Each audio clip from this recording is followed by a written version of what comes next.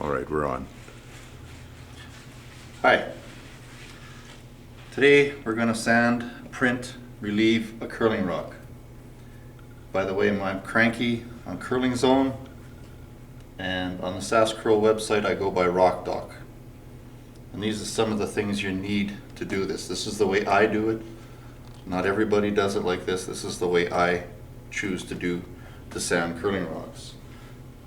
You first have to print your rock.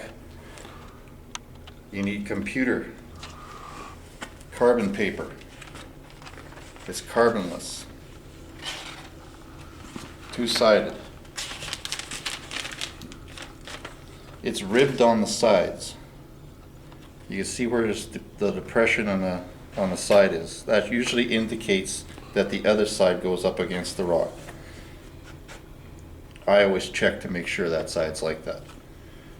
That's for printing. After we've printed, you need a digital micrometer to check the width of your running surface. In order to get the paper to show a ring, you have to roll up the paper against a rolling pin, like this. Marble rolling pin. Or stainless steel. For widening, you need a slab of granite and sandpaper. Sandpaper stays in place by spray adhesive.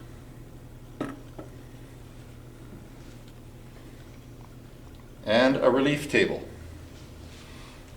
It's just wood, plywood, 2x6s notched. The notches go down 1 inch away from the plywood. That lifts the sandpaper up. On the outside, a bolt, washer, carriage bolt I use. Sometimes 2 washers depending on the rock. If the cup is deep, I'll use 2 washers. If the cup is shallow, I might just use the carriage bolt. This is camp fuel, naphtha. Use that to clean off the running surface after we've sanded. Before we print, it cleans very nicely and evaporates very quickly.